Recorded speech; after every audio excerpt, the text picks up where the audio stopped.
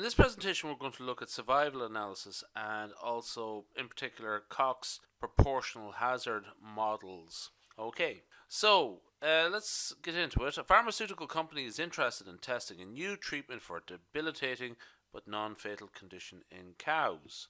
A randomized trial was carried out in which a sample of cows with the condition was assigned to either the new treatment or the previous treatment. So there's two different treatments, okay, the new one and the previous one. The event of interest was the recovery of a cow from the condition, and the results were analysed with a Cox Regression Model. Okay, now I actually have it written out here, basically because the typesetting didn't come out so great. So what we have here is the baseline hazard, H0 of t. Okay, Z is a covariate taking the value 1 if the cow is assigned to a new treatment, and 0 if the cow is assigned to the previous treatment. So this part here will only activate if the cow is taking the new treatment. So if the cow is taking the previous treatment, that will immediately set to 0 and is just excluded from the overall calculation of whatever number will come out from that. So it's a binary indicator variable, a binary variable essentially, just to sort of say yes or no, is it the cow on the new treatment. So the baseline case here is that the cow is assigned to the previous treatment. Okay, so what's the next thing? The X is covariate denoting the time and length in days from which the cow has been suffering from the condition when the treatment was started. Now this is actually careful to read this. So it's essentially how long were you waiting to start the treatment before, after you realized the cow was suffering. Okay, so how long has the cow been suffering with this until you started the treatment? So if I find out today the cow was suffering and I start the treatment in 2 days time, obviously it's 2 days, if you get me. And then T is the number of days since the treatment started. Okay, now beta is the parameters. That's just slightly gone out of shot there. Just have to rewrite everything here. Okay, but are we back in shot? Mostly, yeah. So the required at the estimated values for beta, all the betas are beta 0.8, 0.4, and minus 0.1. Okay, I'm going to sort of skip through the definitions really, and what we're going to do is actually just go down to B and C, because just try and keep these videos short. So part B is identify the baseline, the characteristics of the baseline cow, and then for a particular cow, a new treatment and the previous treatment have exactly the same hazard for a particular cow.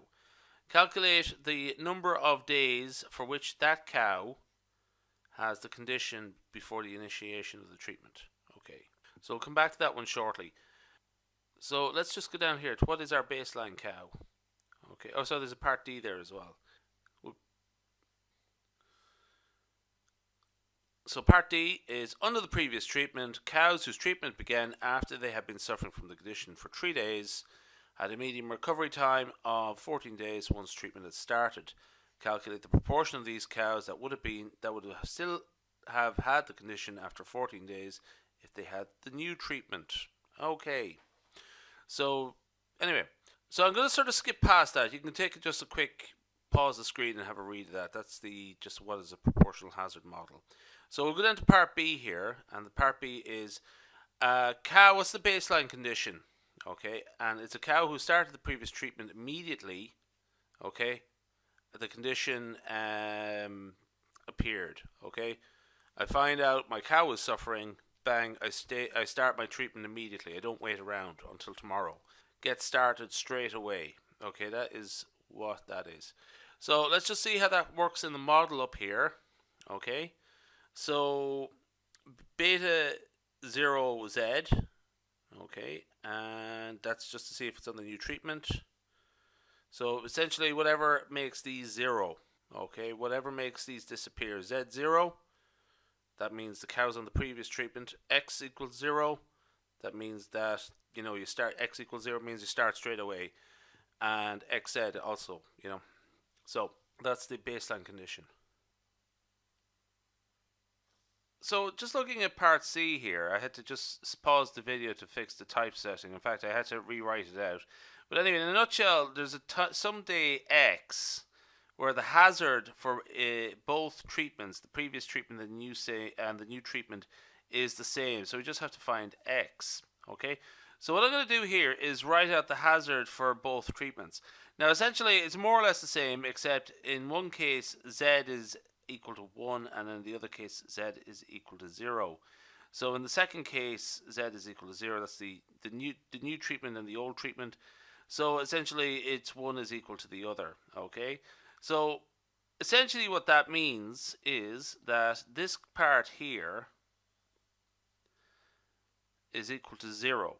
That's how they would be equal to each other. This component here plus this component here is equal to 0. Okay? And just recalling, in this instance, Z is equal to 1. Okay? Now, previously, when I introduced the question, we were told that beta 0 is 0.8 and beta 2 is minus 0.1. But when we bring it across the other side of the line, so I'll actually just be clear about that, minus 0.1. So we get a plus 1 when we bring this at the opposite side of the line. Okay, just rearranging this part here, okay, with beta 0 equal to 0.8. Actually, I'll just be absolutely emphatic about it.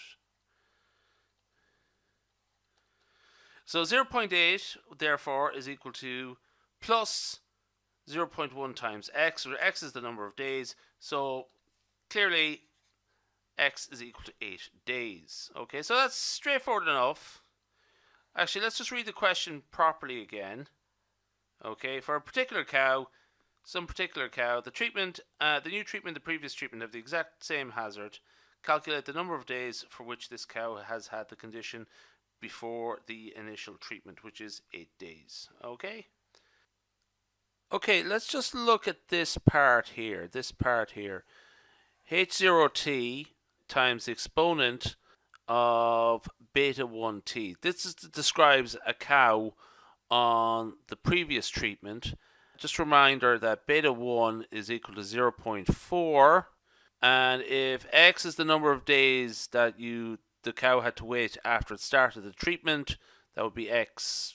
So we just multiply it by some number.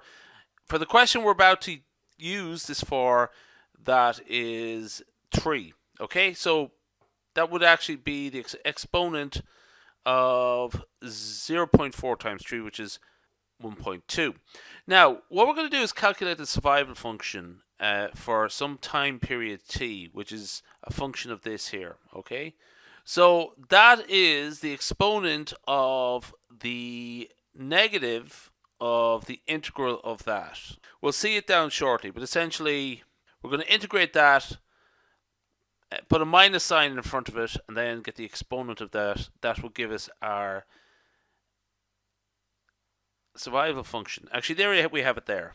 Okay, so what I'm going to do here is take out the exponent, or sorry, the integral, and just put that there. These terms outside the integral, because essentially what we just want is a function of t inside the integral. So essentially what we're looking at here is 14 days. So essentially we have the median time period for a cow who, on the old treatment, the previous treatment, who starts their treatment 3 days after detection of their illness. The median recovery period is 14 days. So 50% of them would be recovered within 14 days. Okay, so that's our survival function essentially. The survival function for 14 days is 0.5. Okay, half the cows should have been recovered by then. For cows who start on the old treatment, when they have have to wait 3 days for treatment. Okay, so so this is the exponent of minus what we've had before. I've taken this number out. Okay, essentially what I want to do is isolate this basically. That's what I'm trying to do. So it's the integral up to 14 days, by the way.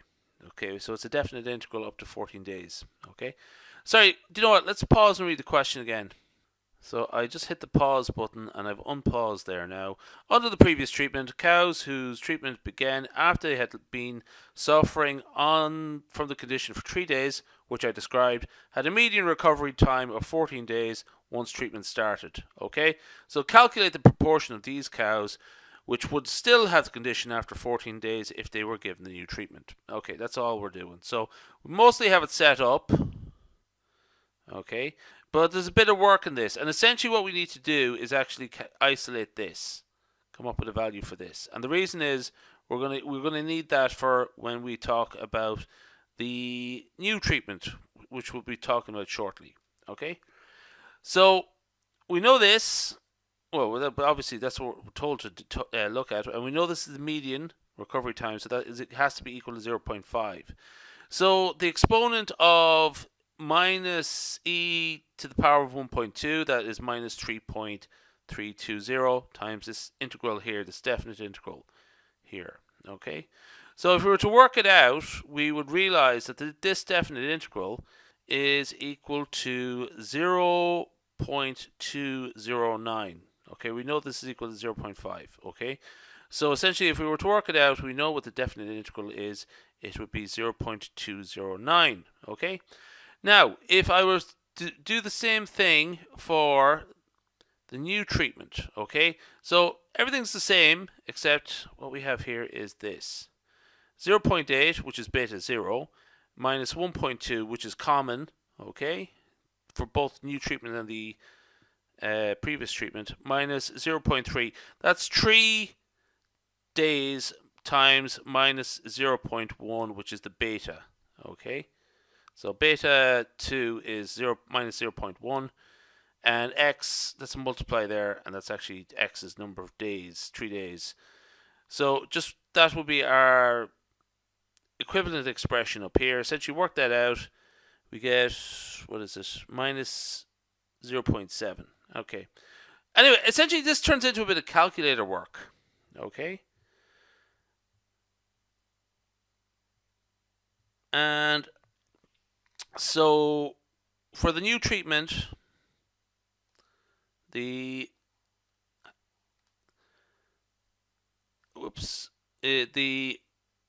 survival function is 0.319. Okay. So make what of that what you will.